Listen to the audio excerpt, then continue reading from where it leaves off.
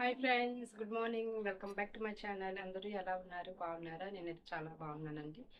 ఈరోజు వచ్చేసి లంచ్లోకి అయితే రెసిపీ దోసకాయ ఎండు చేప అయితే చేస్తున్నాను. అది ఎలా చేస్తున్నాను ఏంటి అనేది అయితే చూపిస్తాను. తప్పకుండా అయితే వీడియో చివరి దాకా చూడండి ఫ్రెండ్స్. ఇంకా లేట్ చేయకుండా అయితే వీడియోలోకి అయితే వెళ్ళిపోదాం. సో ఫ్రెండ్స్, చూపిస్తున్నాను కదా, ముందుగా అయితే ఎండు చేపలు 2 దోసకాయలు అయితే తీసుకొని అయితే మంచిగా అయితే వాష్ చేసుకున్నాను.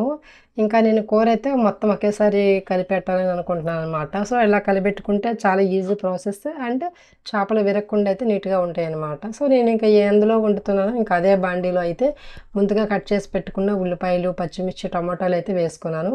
అట్లాగే బాగా కడిగి పెట్టుకున్న దోసకాయలు కూడా వేసేసానండి. ఎండు చేపలు కూడా ఒక 10 మినిట్స్ అయితే వేడి నీళ్ళలో నానబెట్టి మంచిగా పైన దాని తోలంతా తీసైతే పక్కన పెట్టేసుకున్నాను. ఇంకా అట్లాగా కలిపేసుకుంటున్నాను అనమాట. ఫస్ట్ అయితే కరివేపాకు వేసుకున్నాను.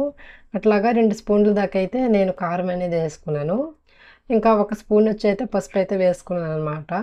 సో నాకు పెళ్ళయ్యాక కొన్ని రెసిపీస్ అయితే ఇట్లా ఈజీగా చేసుకోవచ్చు. సో నాకు అసలు ఫస్ట్ టైం దోసకాయ ఎట్లాగుంటుందో కూడా తెలీదు.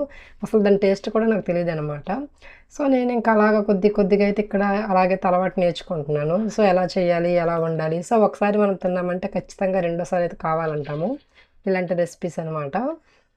సో ఫైనల్గా అయితే నేను ఉప్పు కూడా వేసేసుకున్నాను. ఇంకా ఉప్పు వేసుకున్న తర్వాత అయితే 4 స్పూన్ల దాకా అయితే ఆయిల్ అయితే వేసుకుంటున్నాను అనమాట.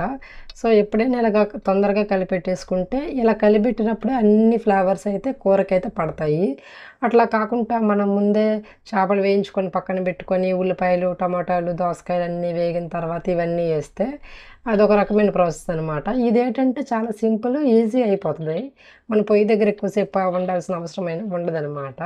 సో ఇప్పుడు చూపిస్తున్నాను కదా, కారం, పసుపు, ఉప్పు అన్నీ వేసి ఒక 4 స్పూన్ల దాకా అయితే ఆయిల్ అయితే వేసుకున్న తర్వాత దాన్ని అయితే మంచిగా అయితే కింద నుంచి మీద దాకా అయితే బాగా కలుపుకుంటున్నాను. సో దానికి ముక్కకంతా పట్టేటట్టు అనమాట. సో బాగా ఇంకా అదే టైంలో కొద్దిగా లోపల ఉల్లిపాయలు, టమాటాలు కూడా కొద్దిగా అయితే స్మాష్ చేసేసాను.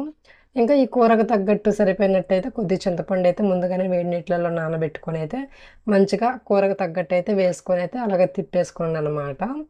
ఇంకా ఫైనల్గా అయితే స్టవ్ వెలిగించి అయితే కూర అయితే పెట్టేసుకున్నానండి పొయ్యి మీద. జస్ట్ ఒక 30 మినిట్స్‌లోనే అయితే కూర అయితే అయిపోతుంది. మనం పదే పదే కలపాల్సిన అవసరం ఉండదు. నేను ఇంకైతే కూర కొద్దిగా మరుగుతున్న టైంలోనైతే కొద్దిగా గరం మసాలా అయితే వేశాను.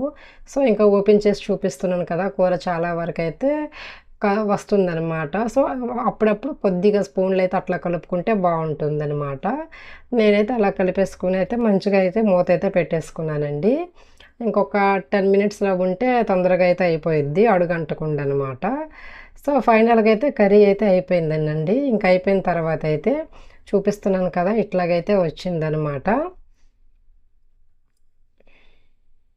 ఫైనల్‌గా వీడియో అయితే ఇదండి. మీకైతే ఈ రెసిపీ నచ్చిందనే అనుకుంటున్నానండి. థ్యాంక్స్ ఫర్ వాచింగ్ అండి. బాయ్.